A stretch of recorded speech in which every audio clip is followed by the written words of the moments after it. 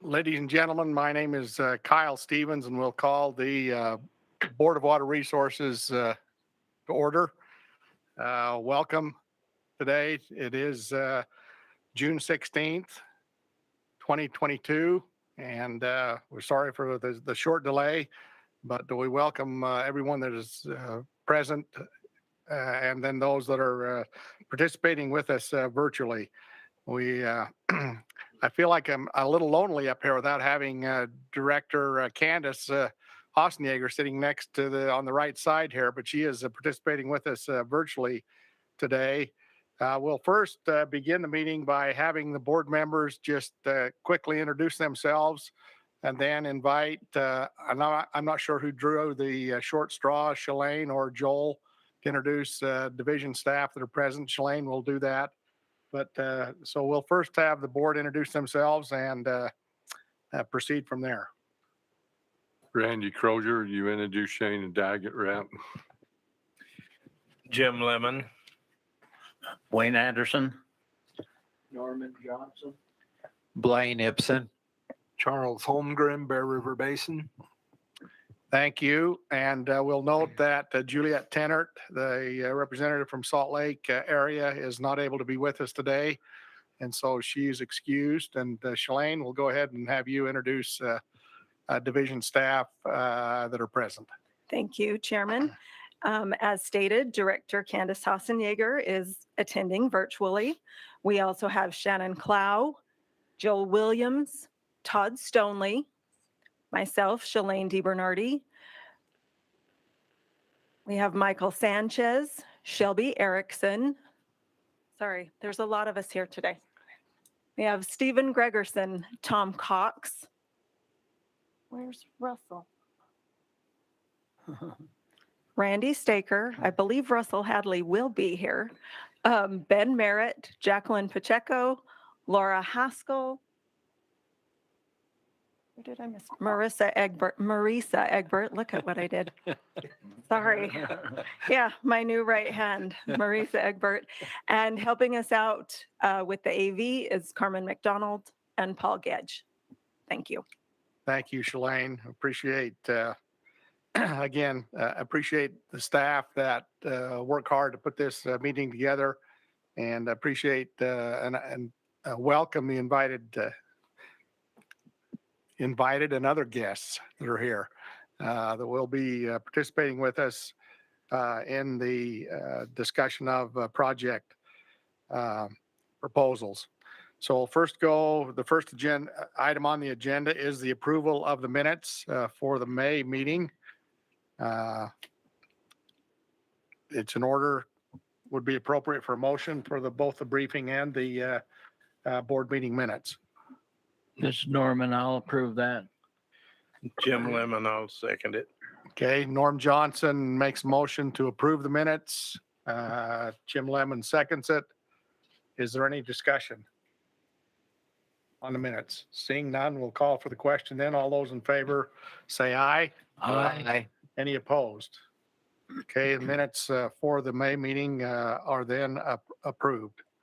So our next item on the agenda is to review appointment for Bear River Commissioner. So Director Haussenjaeger, will turn the time to you first to introduce that topic, and then entertain a motion when it's appropriate. Thank you, Mr. Chair. And I am grateful for the ability to participate online, as I've been under the weather. So I appreciate you all making this possible. At the April Bear River Commission meeting, our current Upper Bear River Commissioner, Blair Francis, resigned from the commission after 42 years of serving on the commission. So after an amazing amount of time and dedicated service, he resigned, and we are wishing him well. And then in his place, the previous alternate was Norm Weston, who is online with us. He's on the phone. Like I said, he was the previous alternate and has been suggested to the board, recommended to the board to have him be the Bear River Commissioner for the Upper Division. And then as an alternate, a new alternate, Bart Argyle. And it looks like Bart wasn't able to join us today. I have a short write-up about him, but maybe I can have Norm, if you want to introduce yourself to the board, that would be helpful. Okay. I'm Norm Weston. I live in Randolph, Utah. I'm married, have 6 kids and 14 grandkids, and I've been on the Bear River Commission as an alternate for Blair, as you mentioned, for I don't even know how long, probably close to 20 years, seems like. and now been recommended to serve as a commissioner. So what else do you need to know? Great. Well, I'm sure the board might have a couple questions for you. I did get a short write-up about Bart that I can share with the board. So Bart Argyle was raised on his family ranch in Randolph, Utah. He graduated from Southridge High School in 1977, then attended Utah State University prior to serving a mission for the Church of Jesus Christ in Latter-day Saints. He married Patricia Weston, and together they have raised 6 kids. Today, he continues to work and run Argyle Ranch. They have sheep, cattle, and kids, it looks like. He has served in many leadership positions for the church, also is the president of Otter Creek Irrigation, and serve on the board of the Randolph Woodruff Extension Canal and Three Creeks Grazing. He very much enjoys ranching and his family. So that's a short write-up about Bart. And then I guess I turn it over to the board if they have any questions for either me or Norm. Thank you, Candace, and Norm, thank you for introducing yourself.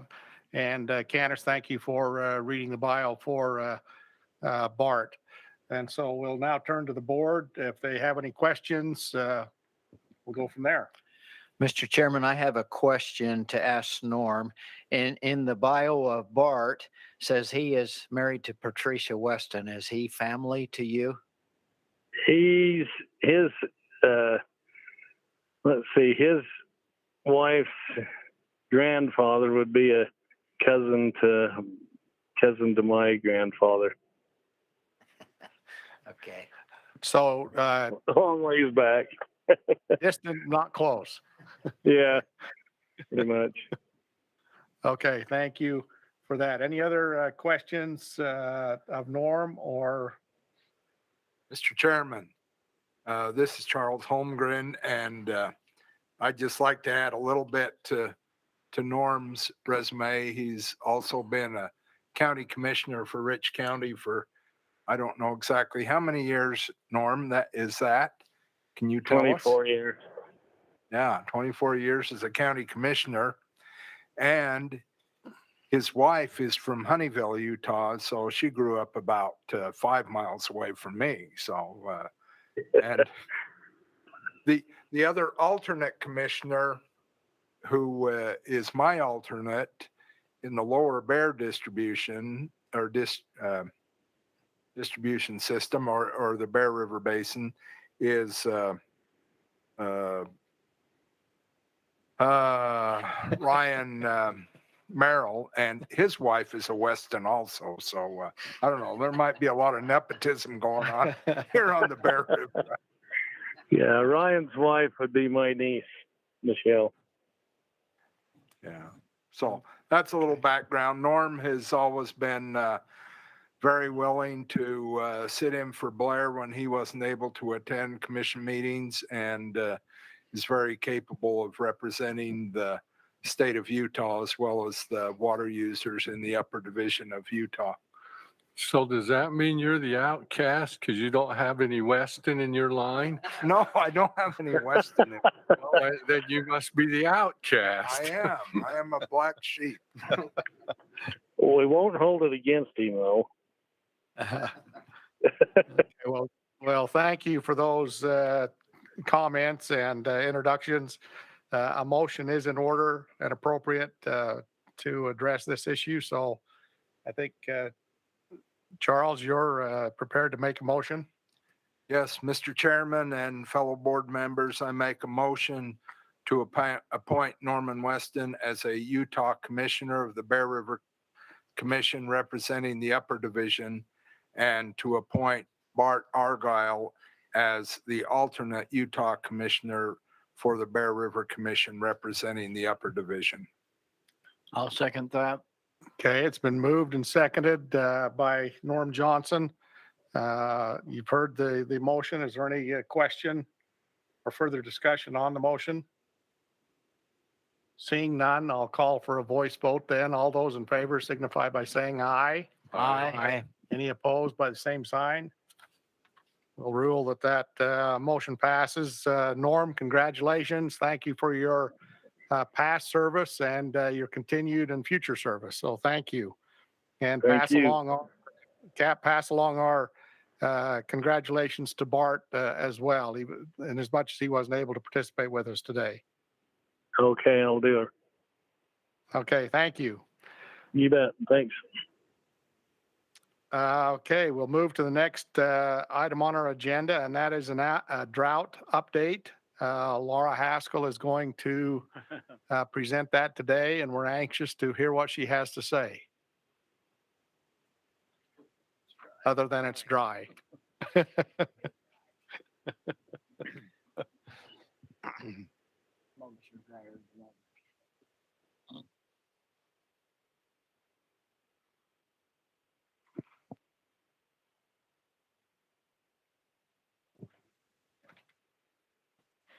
So I just have a few slides. I'm Laura Haskell with the River Basin Planning section of Water Resources. This slide is the U.S. Drought Monitor Map categories for the state of Utah since 2000, so about 22 years. And you can see we had very significant periods where much of the state is covered in drought and then not a lot of recovery time.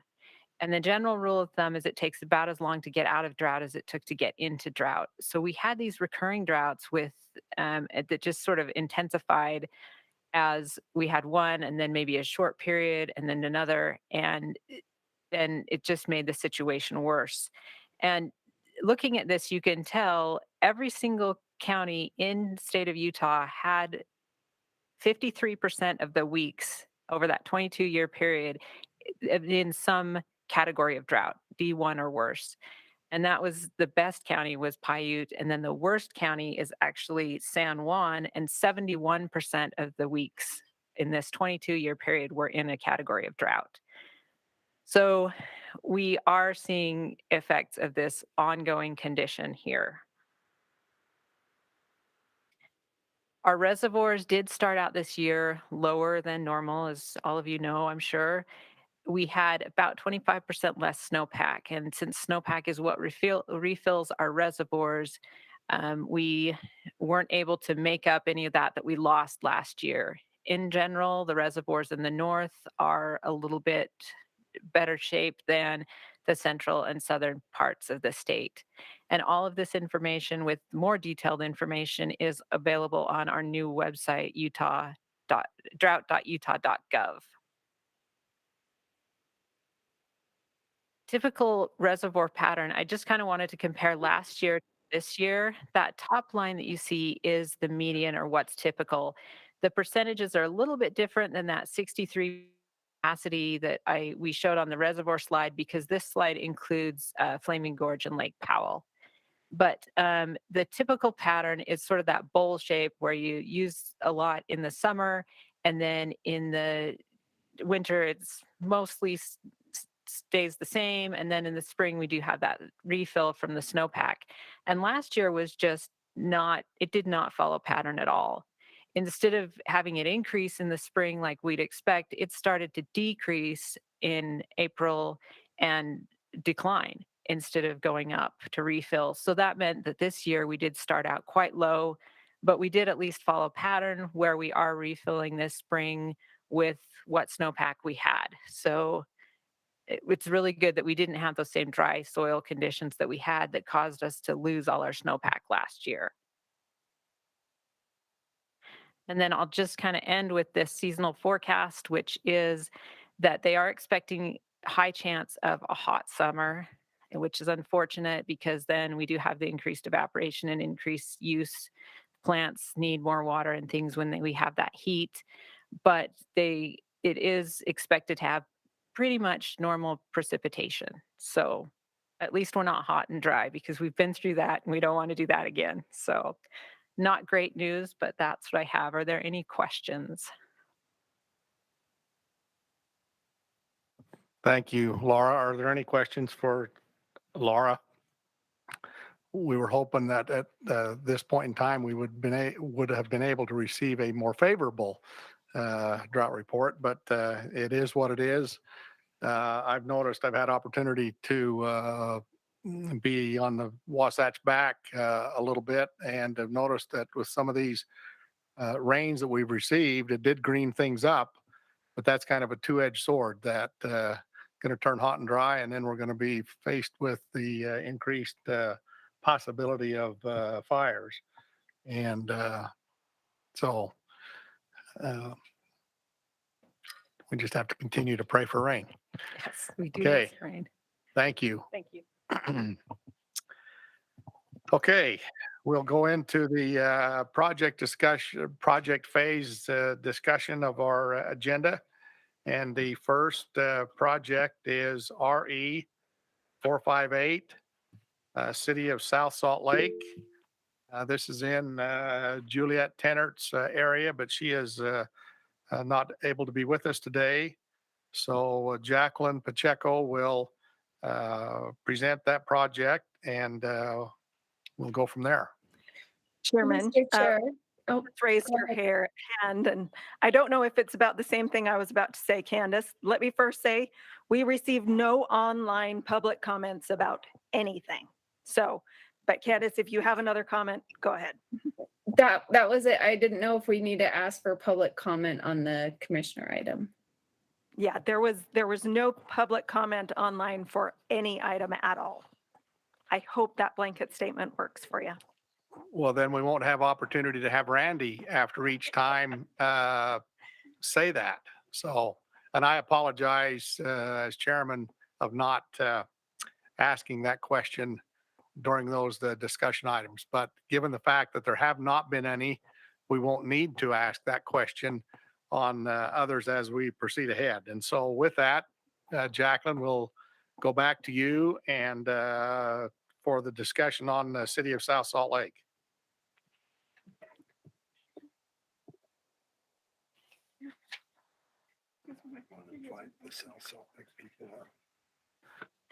Oh, yeah, while we're doing that, if we would like to invite the representatives that are here from the City of South Salt Lake, Jason Taylor and Bill Bigelow. And my right-hand person who helps me sort these out is not here, so. Crystal Macon. Crystal Macon, there you go, thank you.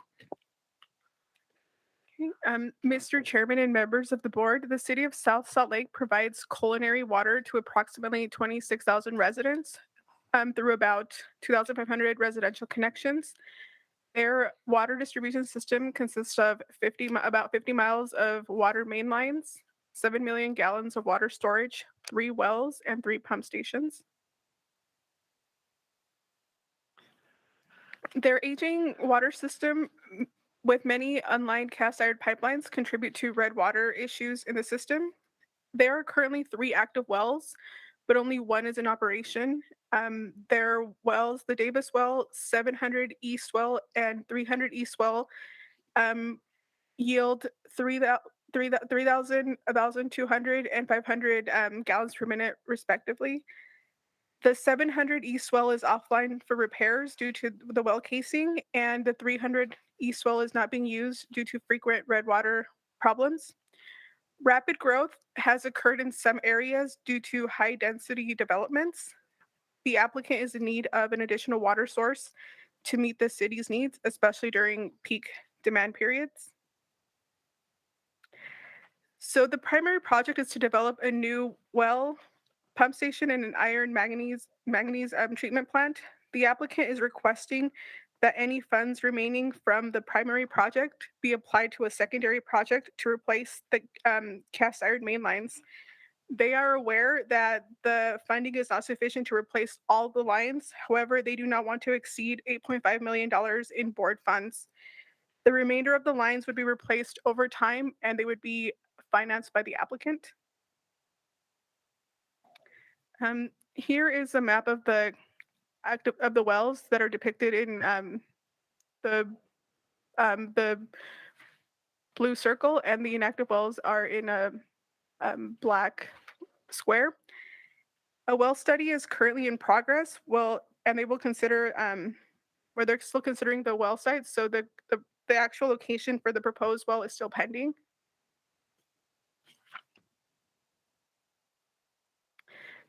Benefits of the project include the additional water supply will allow the city of South Salt Lake to meet their increasing water demands. There will also be a reduction in the red water issues.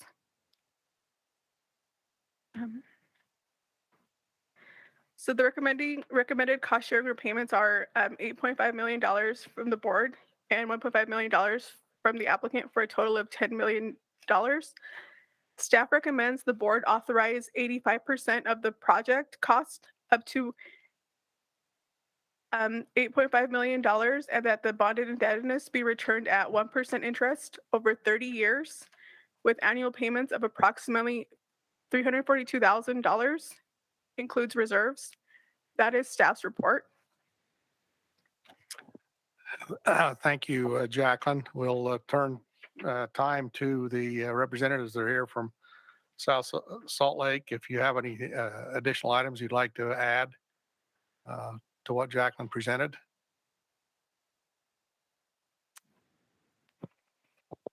I don't think we need to add anything else. Okay, thank you. We'll turn to the board then and ask if there are any questions of the board relative to the project.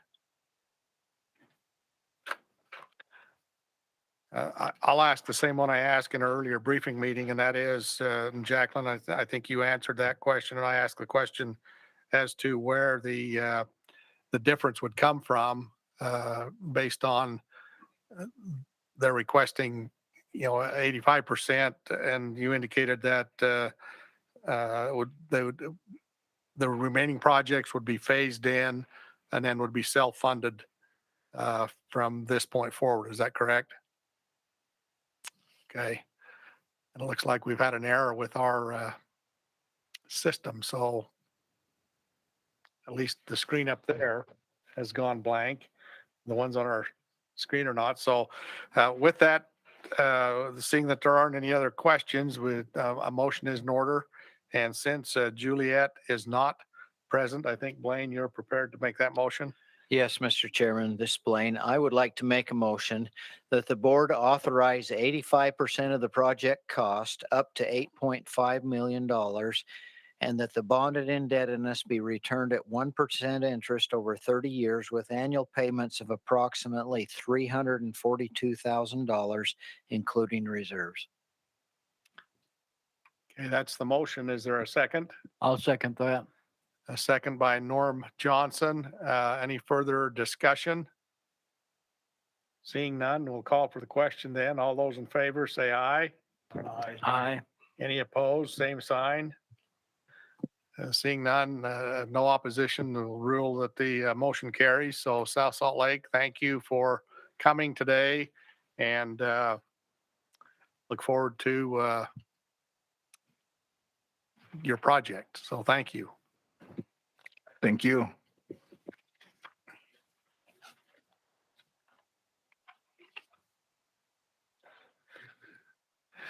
Okay, we will go to the next item on the agenda, and that is RE 446, Provo River Water Users Association. Tom Cox is the project manager. It's in Wayne Anderson's area.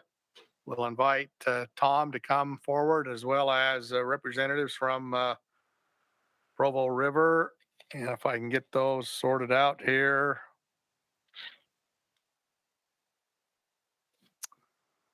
Well, yeah. Keith DeNoss, who's the general manager, Mark Anderson with Zion's Public Finance, and Jeff Budge. So thank you for being here. We'll first have Tom go ahead and present the project and then turn time to you for clarification and further discussion. So Tom, go ahead. Mr. Chairman, members of the board, in your last meeting in May, you authorized a $100 million project for improvements at Deer Creek Reservoir that would take care of upgrades to the inlet structure and control gates and installation of a permanent bypass system. So Deer Creek is up, it's up Provo Canyon, just barely into Wasatch County. And so the project is being proposed to be constructed without draining the reservoir, which is a major accomplishment, but it also jacks the price up a bit. So right now we're looking at the same cost estimate and sharing as was presented to you last month, the $100,000, and it's being proposed that the board commit 65% of the project cost up to $65 million, and that the bonded indebtedness be returned at 1% interest over 35 years with annual payments starting at approximately $1.1 million the first year and increasing about $100,000 each year to about $1.5 million the fifth year, and payments of approximately $2,487,000 the remaining 30 years, and that includes reserves. That is a little different repayment amortization that was presented last month. But the association looked at their budget and their cash flow and requested a slight change to the repayment schedule. And staff thinks it's a reasonable request. So this is what they're asking for today. This is staff's report. Okay, thank you, Tom. We'll turn some time then to Provo River water users for any further additional things you'd like to add in addition to what Tom has already presented. Thank you, Mr. Chair, members of the board. We don't really have anything further to add. We just want to thank you for the participation of the board in this critical project and thank your staff for the great work that they do to support this. Thank you. Thank you. I should probably also note that I believe we have someone participating with us online. Dean Stockert, are you here in support of this project as well? I am, yes. Thank you. Just wanted to get that on the record, and so thank you. We'll turn to the board then. If there are any questions before we take a motion. Just one comment. I understand Wayne's willing to work as a diver if you need extra hand. I only work for fish. Anyway, he's excited to work as a diver for you. So when you need an extra one, well, you can round him up. Okay. Any other? Well, Hey, you know, if it wasn't for good friends like Randy, we wouldn't have any at all. Well, if you we were commented about the project and the scope of the project. Now it's going to be conducted without dewatering the dam, and we applaud those individuals who are willing to work underwater and for the technical skills and abilities that they have to be able to do that. So it's good to be able to joke about those things, I guess, once in a while. So any other comments or questions? If not, a motion is in order. Okay, I move that the board commit 65% of the project cost up to $65 million and that bonded indebtedness be returned at 1% interest over 35 years with annual payments starting at approximately $1,100,000 the first year and increasing about $100,000 each year to about $1,500,000 the fifth year, and payments of approximately $2,487,000 the remaining 30 years, including reserves. Okay, you've heard the motion. Is there a second? I'll second it. Seconded by Randy. Any further discussion? We'll call the question then. All those in favor signify by saying aye. Aye. Any opposed by same sign?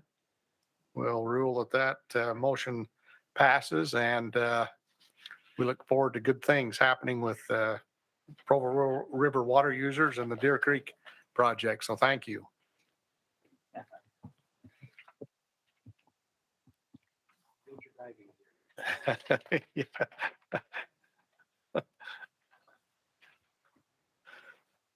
Okay, next item on the agenda is under the category of special items. It is RE 455, Uintah Water Conservancy District. This is for authorization and committal of funds. And so we invite those that are with the Uintah project to come forward. I'll just briefly introduce William Merkley, who's the general manager. David Robertson, who is a principal with Lewis, Young, Robertson, and Birmingham. And well, somewhere, Jordan, there you go, excuse me, Jordan Euler with Bowens Collins and Associates.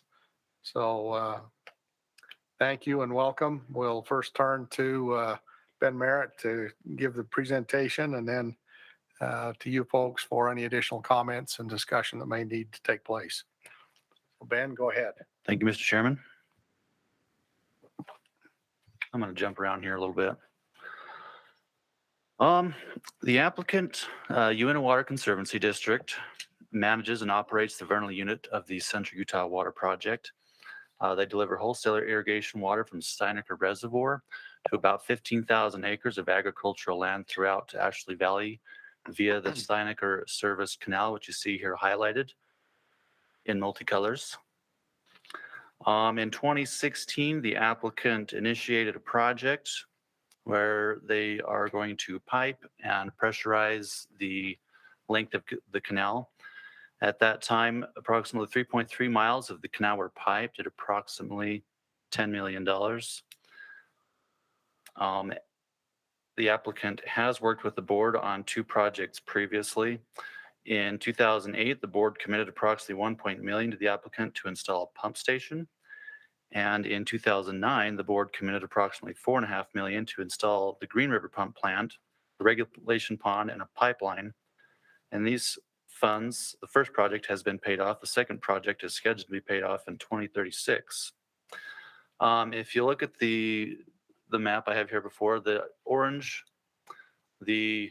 light orange, I'm sorry if someone's colorblind, the light orange section on the bottom is the section that's been piped. The darker orange middle section is part of the proposed project that we're bringing before you today. And the dark blue section to the north is the section of the pipe that is scheduled to be piped at a future date. The picture you see there is currently at the intersection between the pipe section and the open canal. And what you see there is a trash rack for removing debris from the canal. So as I mentioned, the first phase of the project was completed in 2017. The purpose of the project is primarily to conserve water. Seepage loss study that was conducted estimated there was a 15% loss in the canal, which represents 40,100 acre feet for the entire 12-length section. The open canal also is subject to trash and debris. It poses a potential hazard to the public and facilitates salt transport.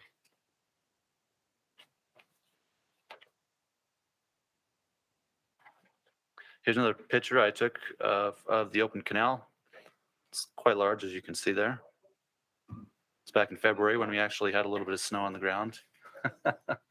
Interesting anomaly. Anyway, so they're going to be putting in 72-inch HDPE pipe, approximately 15,000 feet. Construction is scheduled to begin this fall and after the conclusion of the irrigation season, and to finish up before the 2023 irrigation season. A number of benefits listed there: reduced liability from the public being exposed to the open canal, reduced salt transport, reduced evaporative and seepage losses, collection debris that results in decrease in operation and maintenance costs. You get pressurized water delivery and increased drought resilience from the water that is conserved. The applicant has successfully acquired 2 grants from the Bureau of Reclamation they're leveraging on the project, and are requesting assistance from the board for the remainder. And staff recommends that the board authorize and commit 74.8% of the project cost up to $20,237,000, and that the bonded indebtedness be returned at 1% interest over 30 years, with annual payments of approximately $814,000, including reserves. That's staff's report. Thank you, Ben. Thank you for that discussion. We'll go ahead and turn some time now to the sponsors of the project. Thank you, Mr. Chairman and members of the board. Excuse me. Once again, my name is William Merkley. I serve as the general manager of the Uintah Water Conservancy District. Appreciate your time in allowing us to be here and presenting our project to you. Certainly in this construction and bidding climate that we have, organizations like this makes these kind of projects possible, and so we appreciate your time. Appreciate Ben and the work that he's done. He's been a valuable inclusion to our project team and the recommendation that he has made for funding of this project. We would like to propose some alternatives or recommendations to you as we have reviewed the debt capacity of the district, and that's where David has been such a valuable asset to us. And I'll let him follow up with comments of his own as far as the financial strength of the district. But we took these back and looked where we were and the bottlenecks that we see in the future as far as district funding and our ability to respond to emergencies. And also, just like every other water agency and water conservancy district, we're confronted with aging infrastructure questions and problems, and trying to maintain our ability to respond to those issues in the future. The first request that we would like to make of the board is that you increase your share. I believe, Ben, we had at one time, let's see, an 85. Was that? This represents the 85. This represents the 85. This represents the 85-15 cost split on the project. And we understand the 85-15 is very typical, and we've seen that today. We would ask that the board consider a 90-10 split in assisting us in covering that portion of the project. The second request that we would make from the board is that you please consider a 40-year repayment term rather than a 30. We worked with Ben and Shalane in looking at a 30, a 35, and also a 40-year repayment term, and just feel like the 40-year term gives us the flexibility that we feel like we need to maintain in the district moving forward.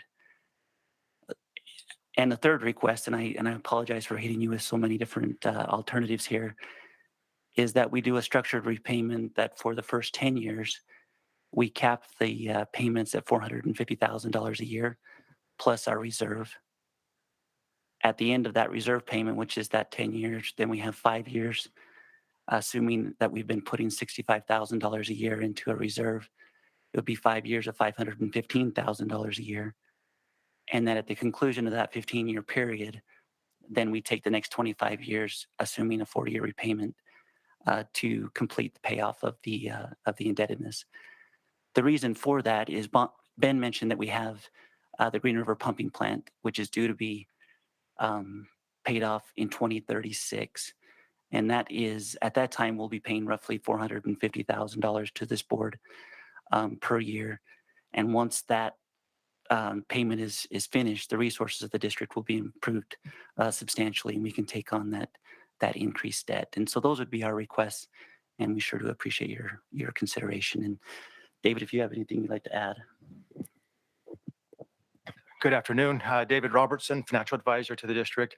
Very much appreciate your time, echo William's comments there. Some of the requests here, we're looking at the debt capacity of the district and making sure that we keep us as affordable as payments as possible.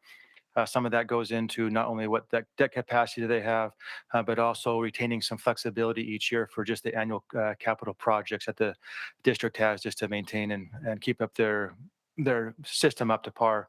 And then also considering the board has instigated a rate increase, I believe that was last year. And so taking consideration, they've already had some rate increases and they're just kind of not needing to have an additional rate increase, not only because of the impact from the district itself on the residents, but as you can imagine, other districts in the area are also raising their rates for their own individual costs. So a lot of this is just kind of a cash flow for the district to make it reasonable, affordable, and just giving them some little bit of breathing room to operate the district. So we've been working with William, looking at a variety of options. We've looked at financing options, not only through Board of Water Resources, we considered a publicly offered bond in the public markets. William has also been able to secure another loan through another federal agency. And so we are being able to kind of fit a variety of financing tools together to make this as affordable as possible. So we appreciate your consideration and looking at these alternatives for the district. Shalane, go ahead. I just wanted to clarify some of the numbers that you've been provided that staff worked on in comparison to the specific request that they mentioned. When we come up with our numbers, we consider reserves as part of the total payment. We don't separate it out. And the request that included $65,000 for 10 years, that adds up to $650,000. That's not a big enough reserve payment if we are making smaller payments up front. Right. So just for the board's information, for your information, in the alternative scenarios that we ran, I set the cap of $515 for the first 15 years, and I actually extended the reserve payments out for 15 years because it's a longer repayment term than just leaving it to 10 years. So, but the total payment of principal, interest, and reserves is limited to that $515 that they were requesting total for those first 15 years. Still covers everything. It's just not exactly what they asked for. Just wanted to clarify that. Thank you. Okay, thank you for that clarification. That was one of the questions I had when they mentioned the 450, and we'd been talking about 515 earlier in the day. Wanted to know what the explanation for that was. So thank you for that clarification. Any other comments then from the sponsors? No, thank you. Okay. We'll turn to the board then for discussion and questions, motions.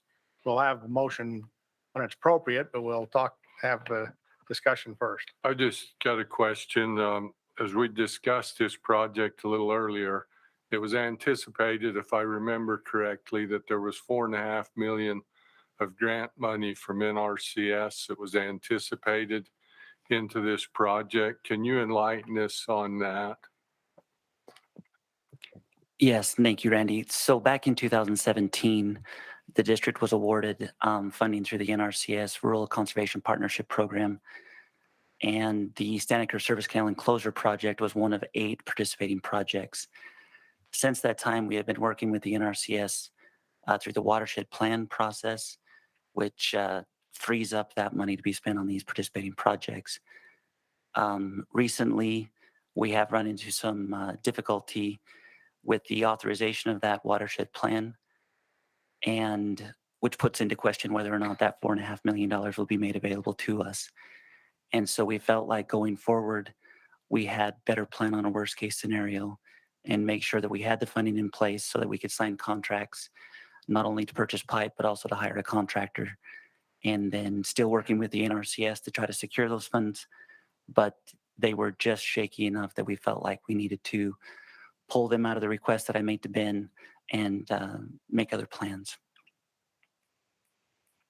I appreciate that. I just thought that that was probably a detail that probably the rest of the board should know and understand, that they were anticipating the ability to use that which they're not. So they're looking for loan money on that other 4.5 million as well.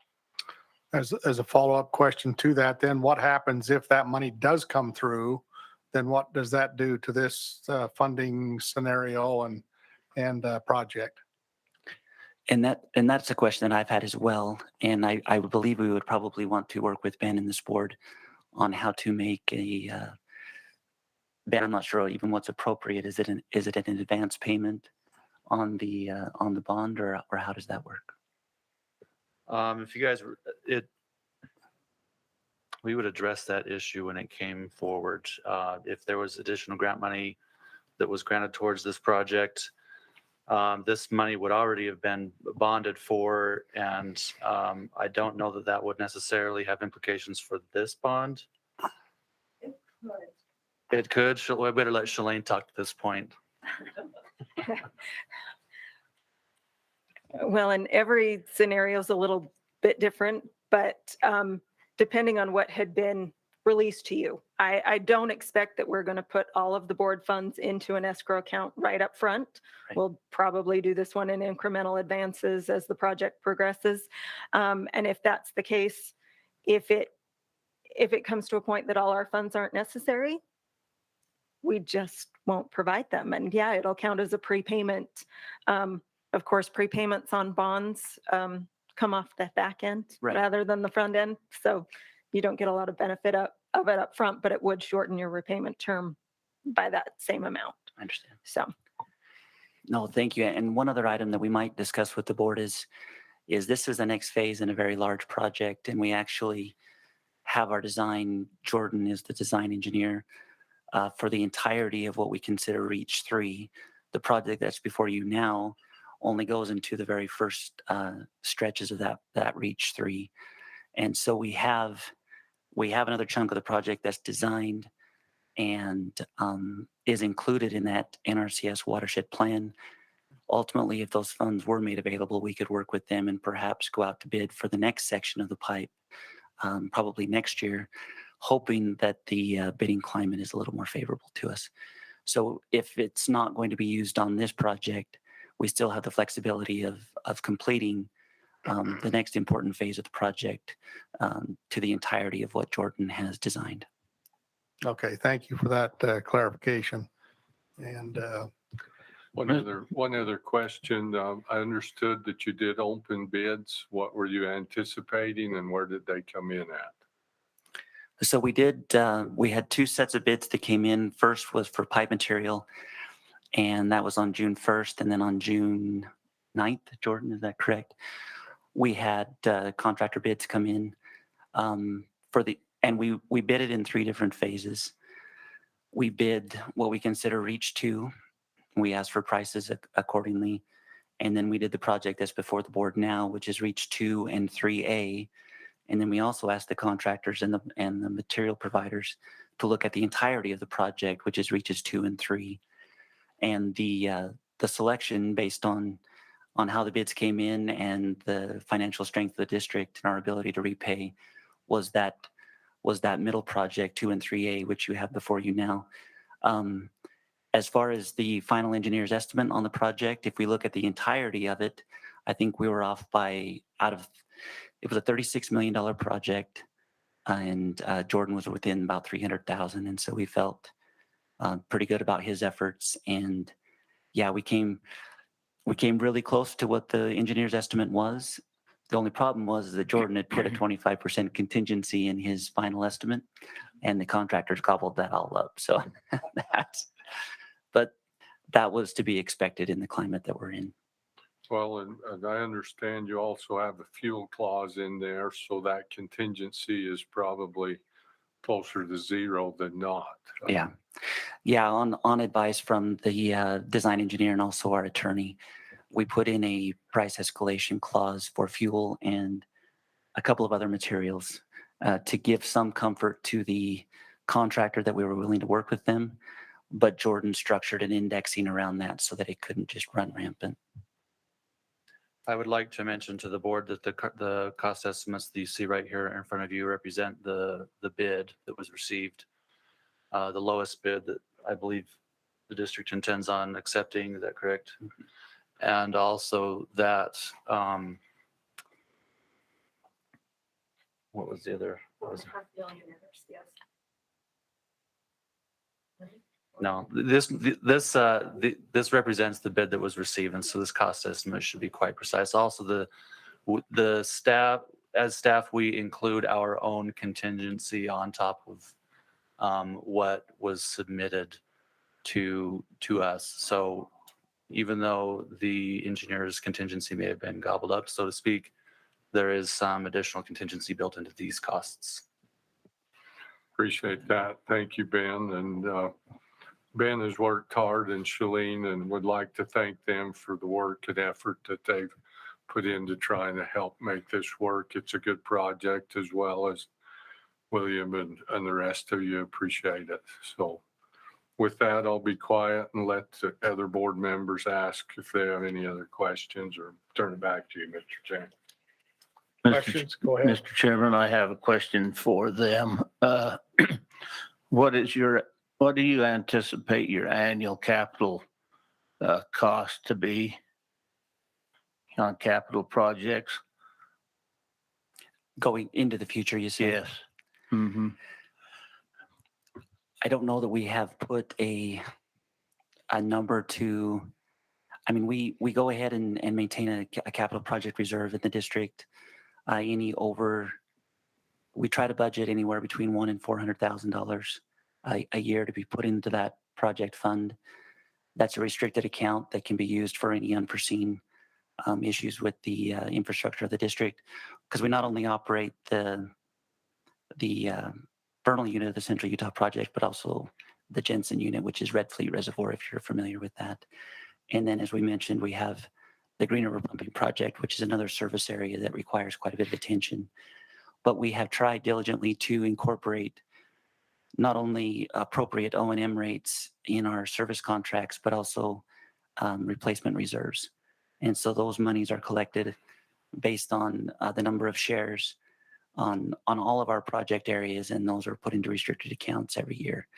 So we maintain not only that general capital investment fund, but also each individual project has its own capital reserve that's collected every year through the water users.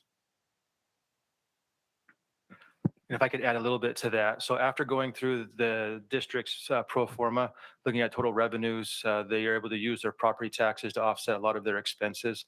The free cash flow after all of the new debt that they would assume with this project, the net revenues would be $350,000 to $400,000 per year after all of these new for the next 4 or 5 years. That's kind of the bottleneck. After that, they get a little bit more room.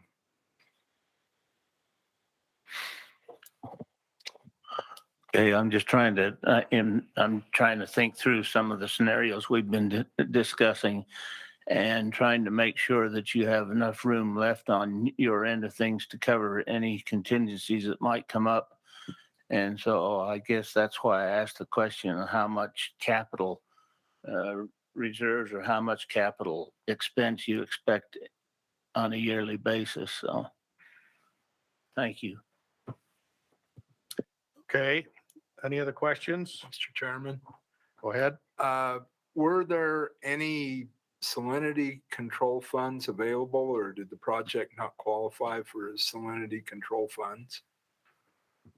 So I believe it was 2 years ago that I did apply for salinity funding through the Bureau of Reclamation, but because of the cost of the project and the salinity values that the reclamation had assigned to our canal, the cost per ton was not competitive, and we were not successful. Okay, thank you. Jordan, go ahead. Yeah, one thing I want to add is we looked at multiple alternatives in hopes to get the best solution out there. We looked at welded steel pipe, HDPE pipe, and fiberglass pipe. We actually looked at a dual barrel HDPE option as well, because this is a large diameter pipe.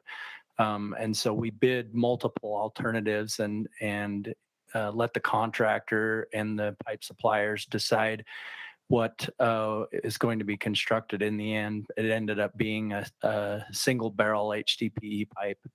So just wanted to add that. The other thing I wanted to add on, there were in the bids, there were the two lowest bids were within $35,000 of each other on a $36 million project. And so that was another thing that helped us feel more comfortable about the bids. So. That's probably unheard of, isn't it? Yeah. Okay, well, thank you for that clarification. Okay, we've heard the staff recommendation. We've heard the special request from the sponsors of the project. A motion is in order. So someone is willing to make a motion, we'll proceed to that point. Mr. Chairman, I'd be happy to make the motion. I move the board commit that the board authorize and commit 79.2% of the project costs up to $21,428,000, and that the bond and indebtedness be returned at 1% interest over 38 years with annual payments of approximately $515,000 for the first 15 years and payments of approximately $856,000 the remaining 23 years, including reserves.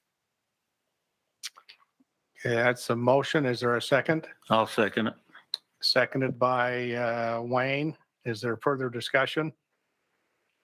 Mr. Chairman, I would like to propose a separate motion. That's in order. My motion would be the same with all due respect to Randy and to the delegation from Uintah Water Conservancy District.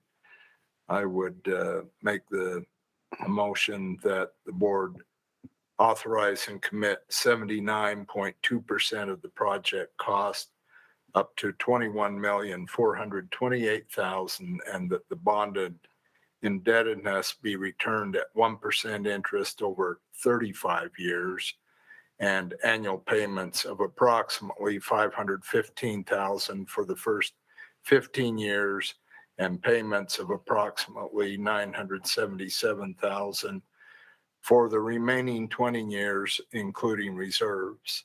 And that is my motion. But to add on to that, I think the board has offered 3 enhancements to what staff recommended to us, and feel this is more appropriate, Mr. Chairman.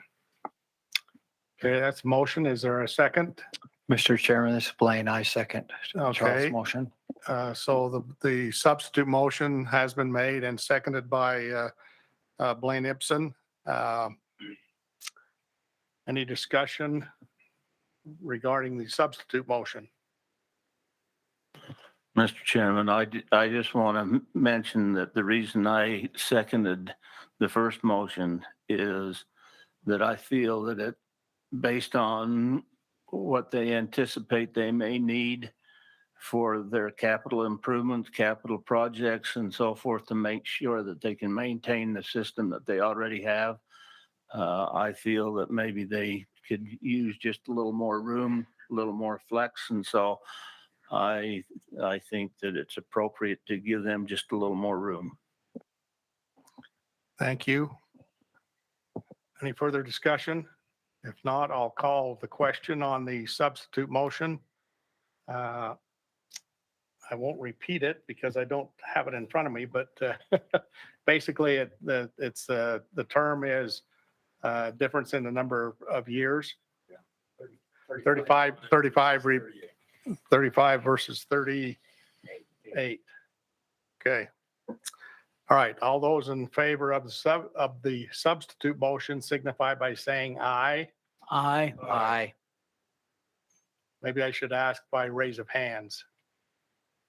Okay, so that's 4. All those opposed? Okay, so I'll rule that motion carries 4-2. And good luck on your project, and thank you for the discussion. Appreciate it. Thank you. Thank you, Mr. Chairman. Thank you all. Thank you.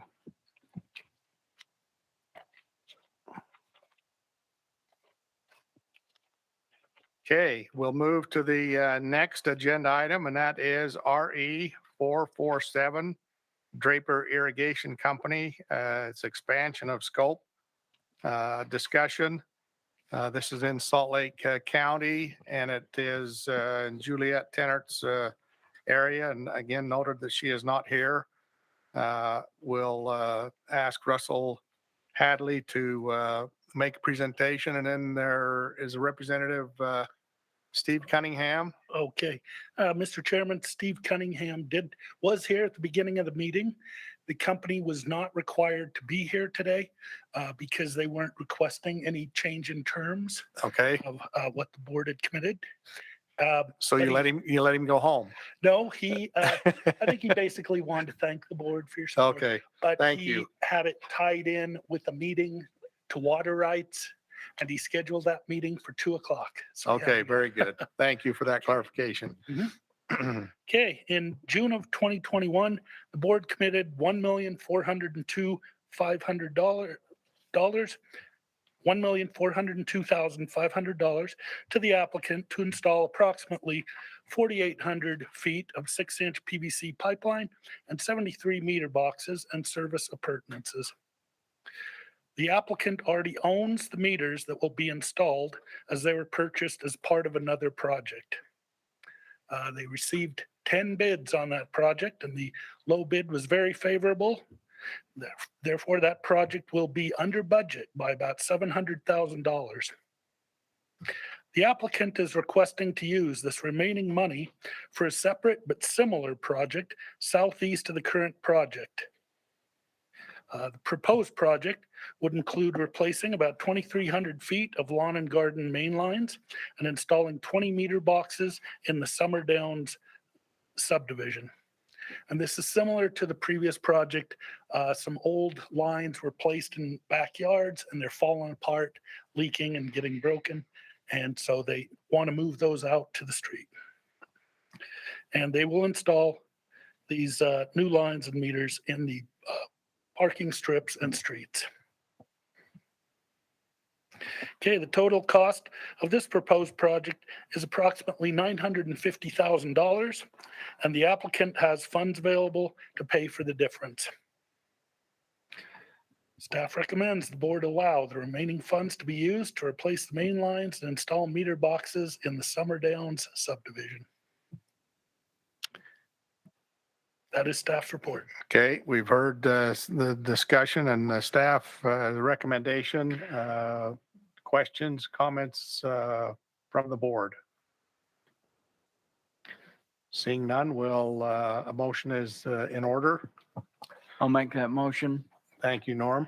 I'd recommend that the board allow the remaining funds to be used to replace main lines and install meter boxes in the Summer Downs subdivision as requested. You've heard the motion. Is there a second? I'll second it, Mr. Chairman. Okay, second by Jim Lemon. Any further discussion? Seeing none, we'll call for the question then. All those in favor say aye. Aye. Any opposed? Rule that motion carries, and thank you to Draper Irrigation. Thank you, Russell, for the discussion. Just a quick question. Will this help them meet their requirements for secondary metering? Yes. Oh, yeah. Okay. Yes, there. I was like, I thought that was the answer to the question, but I should get that on the record. Yes, it So, will. They're okay. ahead of the game on this. Okay, thank you. Thank you. Okay, our next two items on the agenda are RD 828 Kane County Water Conservancy District, which is a withdrawal of application, and RE 225 Weber Basin Water Conservancy District, which is also a withdrawal. And Tom Cox, do we need to discuss that? There's no presentation. There's no presentation, okay. discussion needed unless you have questions. Okay, thank you for that clarification. My mistake. So those projects were discussed earlier in our briefing meeting. And then we will now just accept the withdrawals of those, further consideration of those two applications. Is that correct? With the motion. With a motion, excuse me, with a motion. And I believe Jim Lemon is going to make that. Mr. Chairman, I would recommend that the funding applications be withdrawn from further consideration by the board on applications RD 828 and RE 225. Thank you. You've heard the motion. It's been seconded by Randy Crozier. We'll call for the question. All those in favor say aye. Aye. Aye. Any opposed? Motion carries. We'll move to the next agenda item, and that is a discussion on secondary meter grant applications and updates. We'll turn the time to you then, Shalane, for that discussion. Thank you, Chairman. Hello again, all of you. We've not discussed this much at all lately, have we? The fact that you have $250 million to spend. We're going to try to help you do that pretty quickly. You may recall some of the stipulations placed on those funds that because they are American Rescue Plan Act monies, they've got to be contracted by the end of 2024. They have to be spent by the end of 2026. So we were directed that those were to go towards secondary meters to provide grant funds this year and next year up to 70%. So we opened an application period April 1st to May 15th. And I think all of us were pleasantly surprised at the number of applications that we received.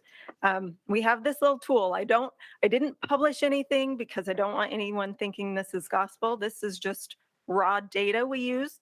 But Stephen Gregerson of our staff created this great data scraper. I'm going to try to share with you to see, so you can see what we've been looking at as this went, as our process moved forward.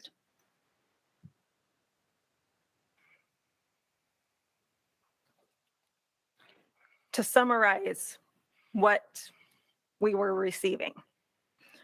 So as you can see there, I don't always use these exact same numbers because I know there are some errors in there. Of the 250 million, I like to say that we've received applications for about 200. There are people who applied for more than they're technically eligible. So I do a little math, say it's about 200 million. So you still have about 50 million available. So we just opened a second application period yesterday. It will run through July 30th.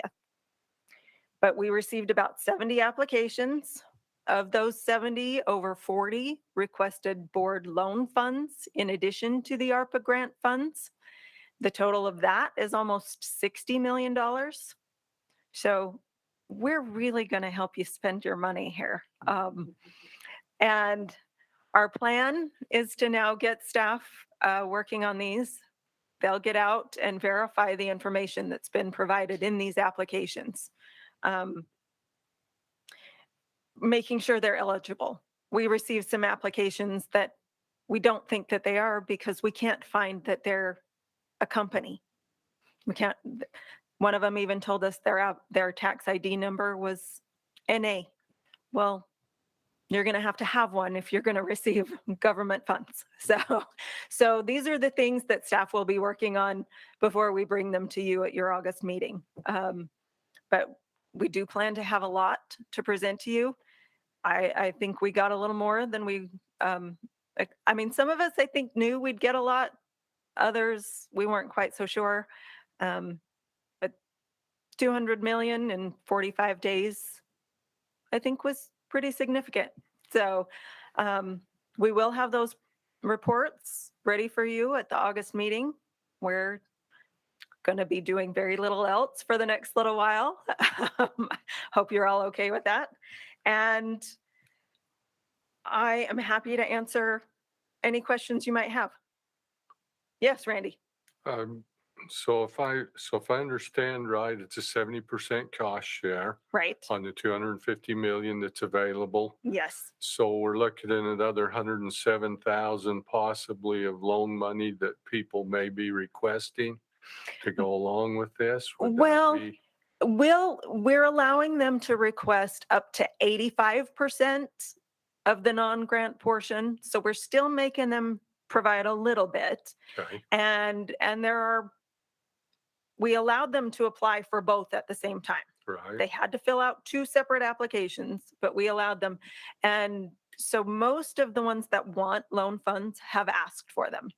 But yeah, so like I said, right now it's about $58 million that's been requested. Okay. But yes, there could be more. Well, I just think that, for the board, we need to understand what the impacts of that loan money there to go along hand in hand with this other possibly can be. So probably less than 100 million, but it could be up to 100 million with the Right. 15%. Yeah. I'm just trying to crunch some quick numbers, so Yes, that makes sense. you're right. It's a lot. Question, Shalane, what percent, you indicated there's about 70 applications Mhm. and you have kind of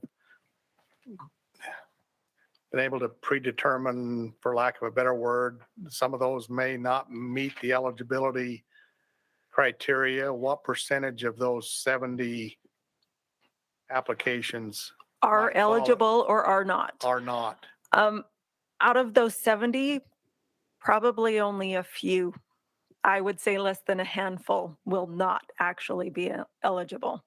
Okay. Most of the entities that applied are legitimate companies. Even when Marisa and I were chatting the other day about one, she goes, I was shocked. I looked them up and they are a real irrigation company who has water rights with 1848 priority dates. So located right here in the Salt Lake Valley. So, but an entity I don't know that we've ever worked with before because we don't remember their name. So yeah, I don't think there will be a large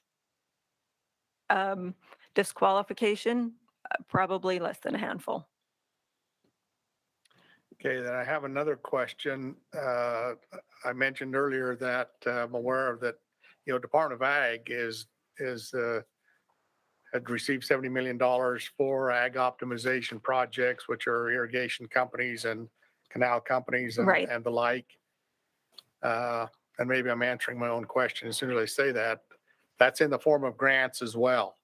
And Sure. so they're not required to be secured. Mhm. But of the other ones that are coming in for loan applications in addition to the grants, is there going to be a problem with previously used water rights for security for the new grant or for the new loan applications that are coming in? And if so, how is that going to be meted Right. out? I wouldn't expect there will be too much trouble. When you consider the fact that any municipality is going to have to bond. So we don't take title to water rights for bonds anyway. So we're just talking about irrigation companies. If we have to be subject to a parity agreement or take a portion of an interest of a water right, we can do that. But I don't foresee there being an issue in those instances. One thing Water Resources has always been as flexible as possible to try to get the work done, but in a way that's responsible. So. Okay, thank you. Candace, did you have a comment you wanted to make, or? I, would just love to say how grateful I am for the team at Water Resources and all those that have been working on this secondary metering effort, grant effort. We put some pretty, high goals to get this money out there as quickly as possible. And the staff at Water Resources really stepped up to do that. And I know they're going to have to do it through the summer to get all of this prepared for you at the August board meeting. But I just want to give a big shout out to them. I'm just really grateful for them and everything they're doing to make it happen. I even got a comment this last couple weeks ago of, oh man, it would sure be good if we could get the money sooner in our hands. To wait till the fall we're just losing a whole season. And I was like, we are working as fast as we can to get through this process. And I just I'm really grateful for Shalane and her team and those in the planning branch who are jumping in to help out as well. Thank you. Thanks so much, Candace. Hopefully you won't have to consider blackouts for vacation times, but Great, we're hoping. during that time period. Any other questions? Mr. Chairman, Shalane, I noticed I received about 20 applications, and I just wondered how to, after I review them, how I should physically sign them. Do I do each PDF file separately, or do I do No. one signature for the entirety, or give my approval if Yes, I'm okay with it? we would like something official in writing. So since they were sent to you in blocks in an email, if you will just reply via email saying you approve them, all of them for investigation, we'll move forward. I will print that email and copy it to every single electronic file. So a blanket approval will do just fine. Thank you for the guidance. Thank you. So the one I submitted to you yesterday will take care of Yes. the ones in my area. Yes. Thank you. You got 2 emails because, yeah, you had even more than 20. So Yeah. And I think I responded on both of them. Thank you. I think you did. Thanks. Okay, thank you for that again. Yeoman's effort on part of division staff, and look forward to opportunity to help get that implemented as we move through the process. Any other items? Okay, next agenda item is the Flip Blitz update. Shelby Erickson.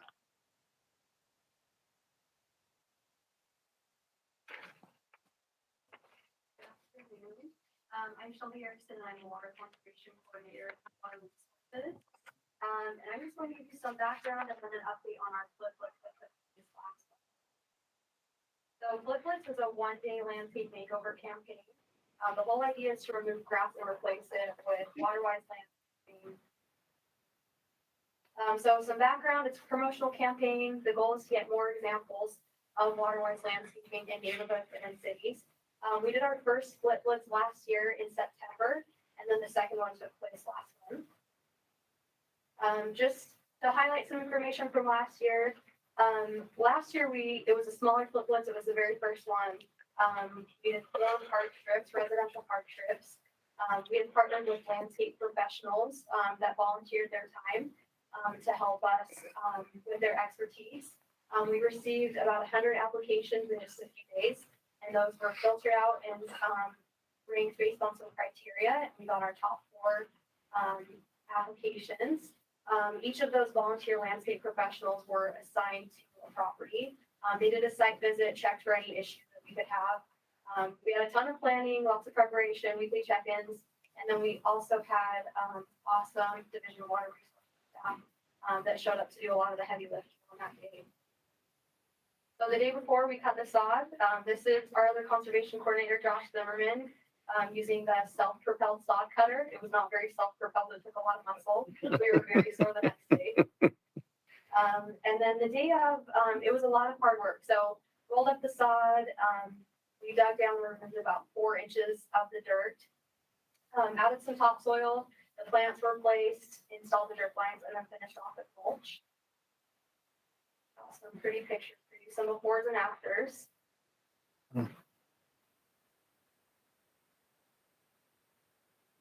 I was really impressed that we got this done in just one day.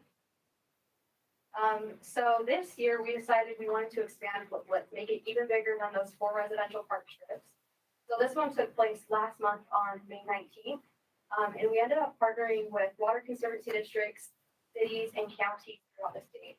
So those counties included Carbon County, Davis, Utah, Washington, and Weber. And we removed over 138,000 square feet of grass in that one day. And of that, Washington County removed just about 115,000. This was unique also this year because there were some new partners with Fliplets. In addition to the water districts, cities, and counties, Bonneville Environmental Group partnered with Central Utah Water Conservancy District and funded some residential park strips within Utah. So this is 3 of the park strips that were done in Utah County. We have Santa Quinn, Provo, and Eagle Mountain. There were 3 additional ones that were donated by Meta. These ones are by Weber Basin Water Conservancy District. We have Clearfield, Layton, and Washington Terrace. And something that's really cool about Weber Basin is they focused on their city properties. And so as you can see, this one on the top right is outside of the Layton City Public Works facility. And then at Division of Water Resources, we partnered with Pride City. They were very interested and very excited to do this. And they ended up taking out the grass outside of their museum under the Utah Raptor statue and got that replaced with some water-wise plants. And this is Washington County projects. We have Washington City and then also Santa Clara City. They also did some residential projects along with some other cities. And then I just thought I would share this. This is from Washington County Water Conservancy District's Facebook page. This was the numbers just to give you an idea of how big this was, just even in southern Utah. So 115,000 square feet of grass was removed. They had over 250 volunteers, and that's an estimated 4 million gallons of water saved annually. And the grass that they removed is the equivalent to the annual water usage of approximately 20 homes. And I know that Washington County has some additional projects planned this year to remove more grass.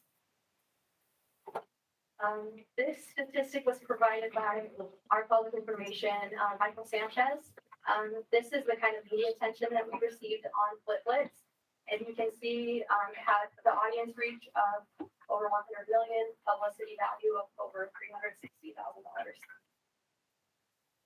And I just want to highlight our partners. These are our partners from 2022. You can see the long list. And what's been awesome is we've had additional cities and conservancy districts reach out that are interested in doing the next Fliplets and want to do this again. And then I just wanted to highlight our 2022 partners, our landscaping partners listed on top for our volunteers, for our landscape professionals. And all of the designs that we use were based on Jordan Valley Water Conservancy District's local scheme. Any questions? Thank you, Shelby. Any questions of Shelby regarding the project? Mr. Chairman, Go ahead. question for Shelby. Now, some of these flip strips have vegetation on them, and on those you installed drip irrigation on them. Yeah, they were converted from traditional sprinklers to drip, which we found that it's actually a lot easier to do than I thought it was.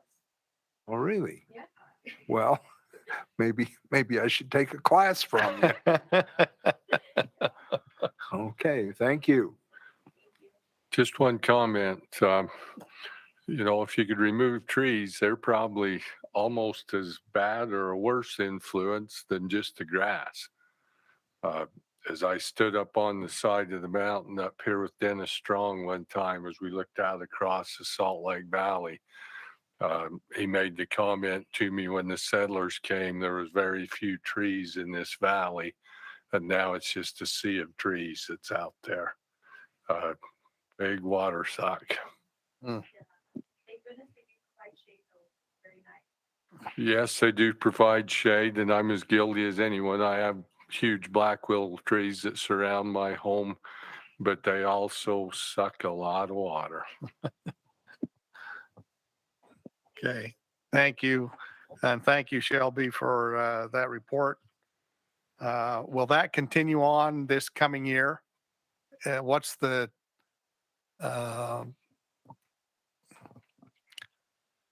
future of the project?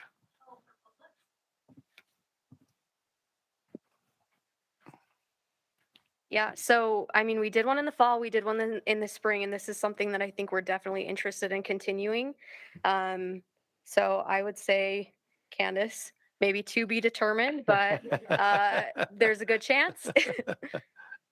But we would Okay. definitely support additional flip blitz, whether it's done this fall or I think we got to work a little bit on the timing. I know the folks in South, because part of flip blitz is trying to do it all in one day, right? That you get in and you get out. Part of the challenge with trying to do that is I heard that southern Utah was quite warm on May 19th. And so those 250 plus volunteers worked really hard in the hot sun. So we might have to work on the timing, but definitely something I would support our continued involvement in. Okay, thank you. Yeah. Okay, we'll move to our next agenda item. Before I do that, I'll just make note for the record that Jim Lemon had to leave our meeting.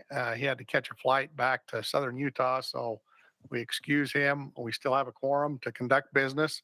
And Eric, we welcome you, Eric Dixon, on the Lake Powell Pipeline Report. And glad you made it back from the Great Salt Lake. Hopefully you didn't bring any brine flies with you. No, I did not. There were a lot of seagulls out there taking care of them. So, Mr. Chair and members of the board, appreciate the opportunity to be here to give a brief update on the Lake Powell Pipeline. Again, we've said this a few times that with the drought and all the other issues kind of taking high priority with the states and the basin states and their coordination. This isn't going as fast as we had hoped in life, but things are still moving along. And so I'll just kind of give an update on that. The Bureau of Reclamation continues their work on the supplemental draft EIS. We've got what's called some bucket items where we've kind of items that they can work on. They're working on some of those different buckets that can be done before the states and the coordination with the basin states is all completed. So they're moving forward with those and getting things ready for we can do some reviews of those items. But with the other issues going on, there's no tentative date or anything that they've been able to give us for when they have planned to have that supplemental draft EIS prepared. Colorado River modeling and evaluation is ongoing. The Bureau kind of heads that, but working with the states, and all the states are kind of very interested. And fortunately, the state of Utah is kind of taking a big part in the lead of that. So we know that our issues and our concerns are being addressed in that, but looking at how to model the Colorado River and which periods to use and which drought scenarios for they've looked back.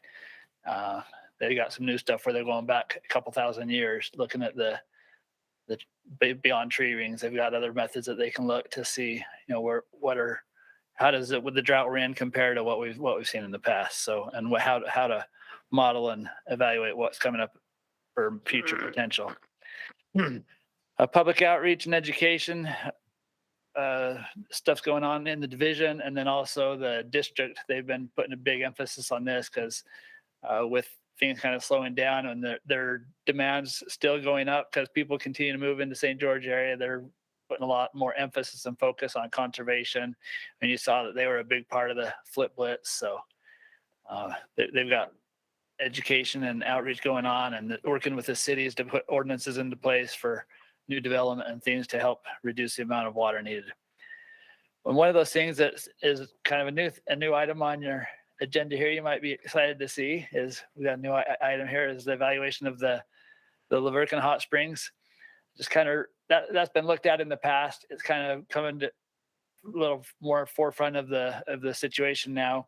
The Bureau of Reclamation is looking at that in a little more in-depth detail to see about getting the salinity out of those hot springs, which would then have the district's working closely with them on that, because there'd be lots of benefits for the district to have that water, get the salt out of it, so then they could use it a little more easily instead of them having to do all the treatment on it. Water rights change application, we're still waiting for that decision. You'll hear when that gets when the decision is made one way or the other. I'm sure you'll hear quickly because it'll be an exciting day. And then potential federal administration changes, just kind of watching those same things. The waters of the United States, they had what they were called, so they've held a bunch of roundtables, regional roundtables, where they kind of went different areas throughout the western states. And so it might have been more throughout the whole country, but they've held those roundtables, finished those up. So now they're taking all the results of that information, compiling it, and then that'll help in the decision as far as any changes to the waters of the United States with the current administration. And also the ground staircase, Escalante National Monument boundaries, the evaluation and watching to see if they make any changes to those. I think we've talked about this before.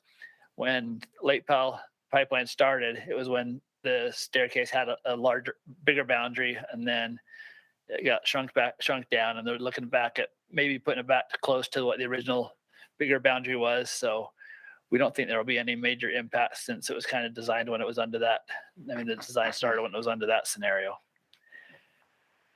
I mentioned earlier the Basin States coordination. We've got our legal team working with the different states and working on there's the Section 14 agreement, which is one of the things for the water from the Green River and on a bunch of different things on the Colorado.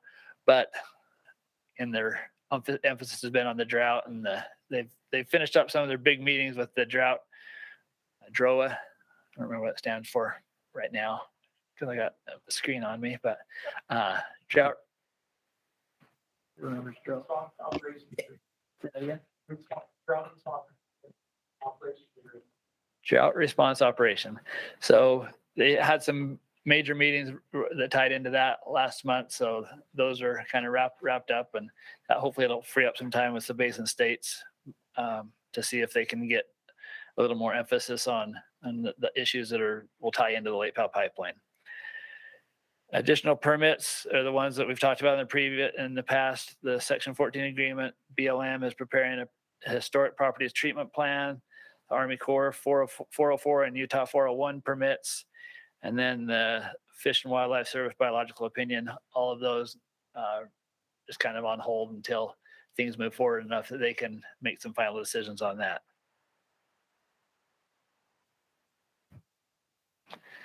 This is a figure you've seen. One date when we get some information from the Bureau of Reclamation that we can put a date on the SDEIS, it'll have some domino effect where we can put some dates on the rest of these for what we estimate for the getting through the final design and construction. And as far as contracts, we've got Stantec who's helping with the design and the evaluation. We will be looking at doing an amendment with them. We'll look at having something for you at the next board meeting in August or September, depending on when the meetings fall and what they really need to look at. We'll probably not go for August. It looks like it'll be pretty busy in the August meeting with the $250 million, trying to divvy that money out, or the 200 of that money. But we will be looking at putting an amendment together for their work to get us through the next year. We'll evaluate if it's best to do a 1 year or a 2 year. The most recent one was for a 2 year period. We'll look at what we want to do with that and have that ready to present to you. And as far as the Bureau of Reclamation and BLM, they've got their order and their agreement in place. And as of now, there's not any additional money needed for either of those. That's my summary. Any questions? Just to comment, I understand that there is a court case that the Supreme Court has agreed to hear on the waters of the United States that has to do with jurisdictional or non-jurisdictional wetlands. So depending upon what the Supreme Court comes down with may have an effect on what they come up with for rules. Hopefully it will come down in a favorable manner. and not the other direction. Thanks. But it is moving, is going to be heard by the Supreme Court. Great. Thanks for that information. Okay, thank you, Randy. Any other questions, comments? Mr. Chairman, a couple of questions for Eric. On the Lavercan Hot Springs, is there a way to get rid of all that salt Yeah, physically, or is it just an economic? It's expensive. Yeah, so they did have set up a plant there, and then that's one of the issues is where do you haul all that sludge and the waste, all the the salty and the mineral deposits from it, and find a place to put it. So that's one of the bigger issues. I mean, it's expensive, and then finding a place to put the materials too. Okay, and then another question, if I may, on ongoing coordination with Basin states, do you get in the discussion with Water Horse and Aaron Million and his water right filing to move Utah water rights to the Front Range of Colorado, or? Yeah, so our legal teams have been watching that carefully, and did they? I don't even remember. Marty, you could give an update on it. Marty would know information about that, but they're watching that and determining what action, if any, needs to be taken with that proposed project and things. So that's being watched pretty carefully. Thank you, Eric. Mr. Chairman. Thank you, Eric, for your discussion. Thank you for the questions and clarifications. Randy, if you have another comment. Go ahead. A Paradox, they have some high salt, but they pump it down whole. But with Lavercan, they want to still be able to use the water. That's the cheaper solution is drill a hole and pump it back in the ground and don't let it allow to enter the stream. Okay, interesting. Thank you, Eric. Thank you. Okay, we'll go to the next agenda item, and that is director's report. So Candace, we'll turn the time to you. Good afternoon. Thank you, Mr. Chair and members of the board. Excuse me for my voice. It's starting to go by the end of the day. So generally, I just have a few updates. We have been in discussion with the Governor's Office of Planning and Budget about potential funding and other building blocks that we need. And currently, we've identified the need for additional dam safety funds, as well as the Slow the Flow campaign needs additional budget, and trying to get back I don't know if you guys remember in 2020, the legislature in this special session cut our education funding. And that we've been trying to get that back since that happened. We had a good meeting this morning with the Legislative Water Development Commission, and there was some interest from that commission to potentially do a request for appropriations. So there's positive news in that direction, but we are trying to get in early to talk with the governor's office about what we see as our current and upcoming needs. Great Salt Lake is obviously a big topic, as you guys are all well aware. The division was appropriated $5 million to do a Great Salt Lake integrated water assessment. And this is underway. We've started having some kind of a small steering group to help lead that effort and help guide us to make sure that we're kind of bringing in all the pieces that are necessary. And we are in the process of doing a professional services contract to develop a work plan and a stakeholder outreach. So that work plan is due to be completed November of 2023. And that's kind of lining out the next 5 years of what could be completed with that. In addition, we submitted a letter of interest to do a Great Salt Lake Basin study as part of the Bureau of Reclamation Basin Study Program. And we did get notified on May 9th that our letter of interest was selected to proceed to the proposal and development stage. And so our team and the other kind of co-applicants are working with the Bureau on that proposal and development stage. So That's due, I believe, in August, and then we hope to find out September, October, whether we have that awarded to us. And part of the trickiness about it is figuring out how all these things are going to interact, and how that works with the Great Salt Lake integrated water assessment. But I think we have a lot of good opportunities to leverage our state funds with, if we get this basin study grant, the technical resources that come with it. In addition, there's been a bunch of concerns regarding the salinity in the South Arm, because the north is hypersaline, and because of the large breach between the causeway, there's more north to south flow. So it means that, and there's less freshwater inflow coming in because of the drought conditions. So the salinity in the South Arm is increasing, and it's causing a concern for the brine shrimp and the ecosystem there because of that higher salinity. The legislature appropriated it's $5 million to cover both a Great Salt Lake berm modification to address the rising salinity, as well as dredge the Great Salt Lake Marina. So we're focused on this first stage because of the immediate need of fixing the Great Salt Lake berm. And so Eric Dixon, that's what he was out doing. Being able to, we're working on contracting that berm to be raised 4 feet to try to help address the salinity issues. And then we'll start working on the dredging of the Great Salt Lake Marina. Let me see. This week was interim week. Joel Williams, I'm super grateful for him. He presented at the Natural Resource Ag and Environment Appropriations Committee on the ARPA funds that we've received and conservation efforts. And he did a fabulous job going through it and had some good questions. And then I presented at the Legislative Water Development Commission meeting this morning, talking about water conservation and our state programs. And like I said, we had some really positive feedback from the committee to potentially run an RFA to do an education program and reinstate that water education program that we lost several years ago. So that's exciting.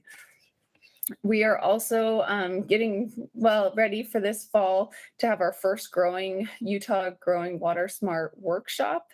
We are hosting an informational webinar on July 7th in conjunction with our contractors, Western Water Assessment, and the Lincoln Institute, and to help us through that. But looking forward to that. We recently sent a couple of people to Colorado this last week or the week before to attend a Growing Water Smart workshop, so they can, some of our staff is getting trained up on how they operate and how they run. So that's pretty exciting. Also, and it's perfect timing, Randy, that you already mentioned the Paradox Valley unit. As I'm the Salinity Control Forum, one of the Salinity Control Forum members for Utah, the Bureau of Reclamation restarted their operations at the Paradox Valley unit.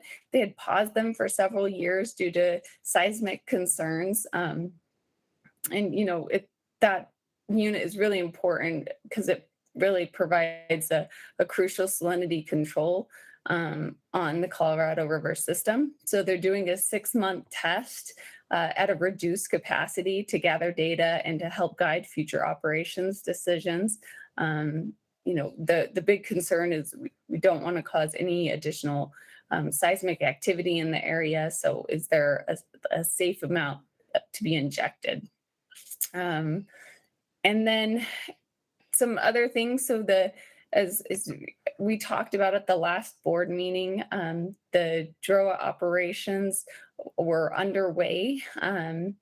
And we have an additional 500,000 acre feet being released from Flaming Gorge to Lake Powell over the next 12 months, May of 2022 through April of 2023 to Lake Powell.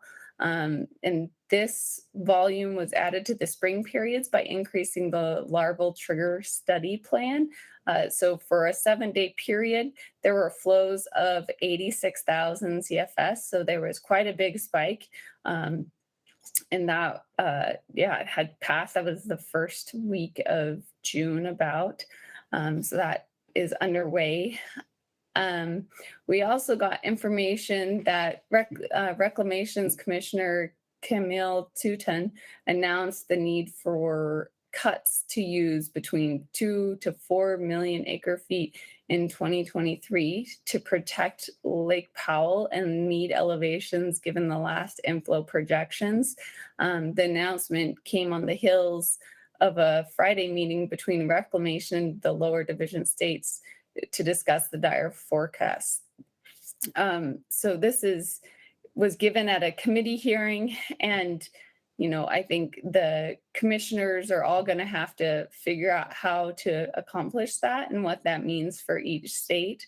This is a significant amount of water in light of the recent estimates of the basin-wide depletions during the water year 2021 of approximately, sorry,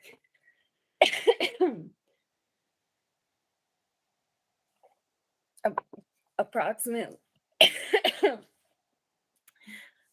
I don't know if I can, sorry, one second.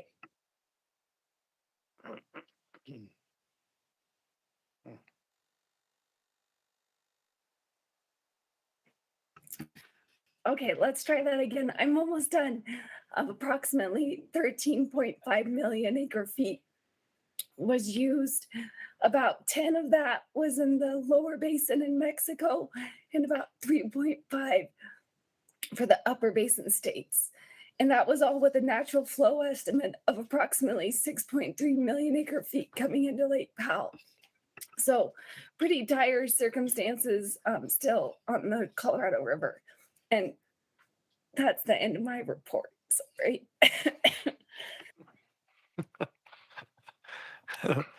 Thank you, voice, Candace. Yeah, thank you.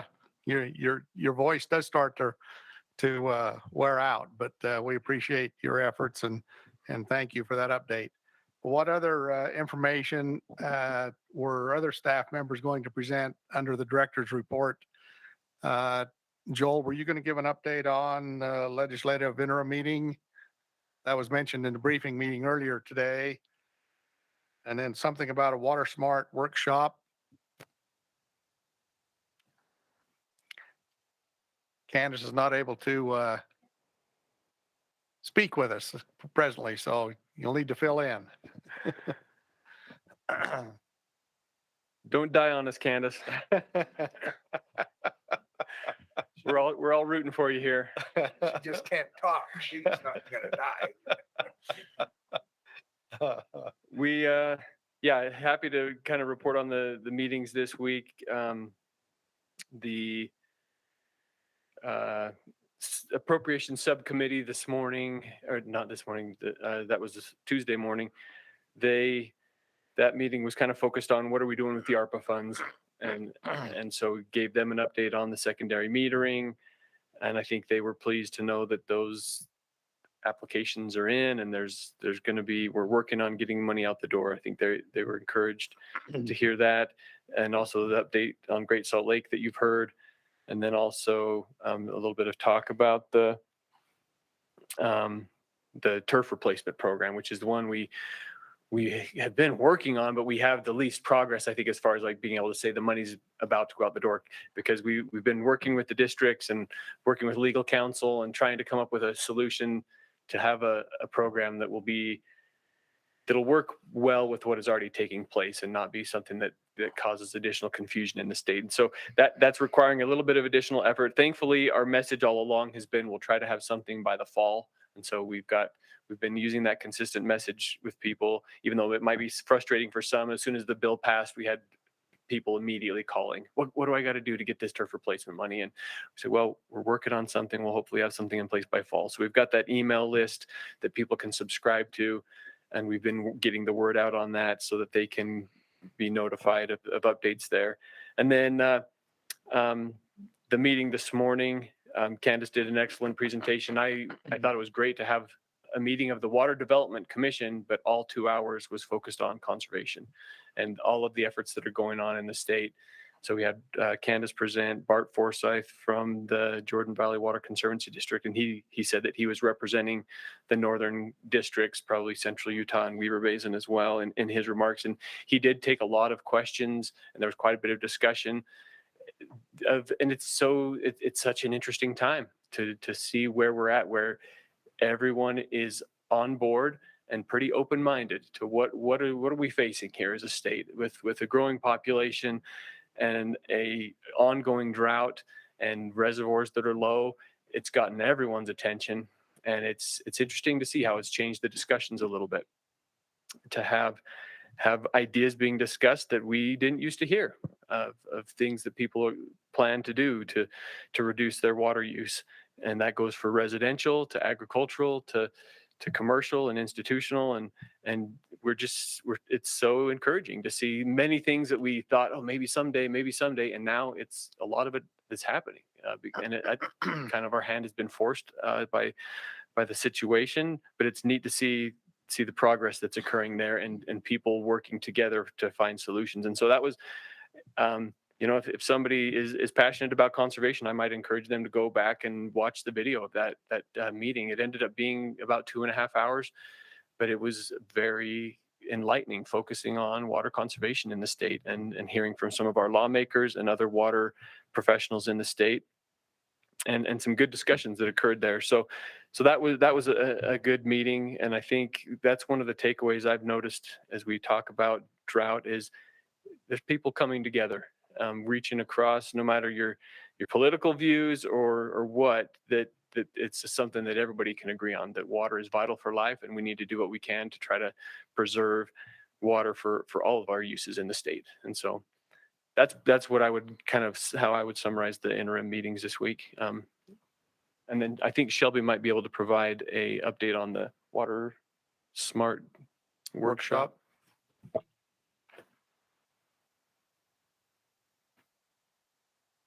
Hi again. So I attended the Growing Water Smart San Luis workshop last week in Alamosa, Colorado. And it was really cool how it was structured, because it was this whole area, so the San Luis Valley, which is made up of multiple counties, and they brought together a lot of the key players for each of those counties and had these separate groups. And so we had, mayors, county commissioners, land planners, and it was all about addressing the issues that they're having and planning water and land use together. And so it was really inspiring to see this group come together, and then we would get together in an even larger group with all of the other counties and share some ideas. So, key players were identified, issues were identified, and then we formulated plans and goals of how we're going to improve the situation and better plan for the future. And so we're going to be doing that in Utah this fall, I believe in November. And there's going to be an application period where areas who are interested can apply for that and come together to work on our water issues and plan our water and land use together. Do you have any dates for that in November yet? I'm not, Candace, do you know dates yet? I just heard November, maybe beginning to mid-November. It's about mid-November. I think it's the 16th, 17th, and 18th. I can double check though and have those for you at the next meeting. We will have an application period in which interested water suppliers and cities that want to participate in the Growing Water Smart will apply. And there's more information on our webpage about the Growing Water Smart workshop in the integrated and land use or integrated and land water section. Okay, thank you. We'll look forward to getting those dates. Just a comment, it looks like your dog was feeling left out and so needed some screen time. Yeah, he was checking on me, my nurse. My family abandoned me, and so he's the one here taking care of me, making sure I'm infecting as little people as possible. Not a dog to help you. They're more sympathetic anyway. Okay, any other items to bring up before the board today? No, Mr. If not, Chair. thank you very much for everyone's involvement. Thank you for your preparation and input, and kudos to the staff for and I'll speak on just to the secondary metering project. That is going to be a heavy, heavy lift, and we appreciate your efforts. And I know we talked about earlier about possibly a 2-day meeting. I guess you'll evaluate that and kind of determine what we need to do there, whether it's a 1-day long meeting or spread out over 2 days or whatever the needs are. I think, again, I'll speak on behalf of the board that we'll do whatever we need to do to help move that process forward and help accommodate the secondary water companies out there to help them meet the obligations of moving forward. So thank you. If there aren't any other. Mr. Chairman. Yes. One more comment, and only because I noticed it in the elevator in the hall, but I think it's probably worth noting at the end of this meeting that Division Director Brian Steed is moving to Utah State University, and I see there's an open house for him on the 22nd, and I'm sure we as a board wish Brian well, and we're just crazy curious about who might replace him. Well, as are a host of other people, I'm sure, but thank you. And I wasn't aware of that. Thank you for mentioning that, Charles. I wasn't aware that transition was taking place until we were breaking for lunch. So thank you. And we wish Brian well in his departure and the new assignment at Utah State. Go Aggies. I can say that because I'm an Aggie. Okay, any other discussion items? If not, we'll entertain a motion to adjourn. It's moved, seconded, non-debatable. Thank you, and we'll see you in August.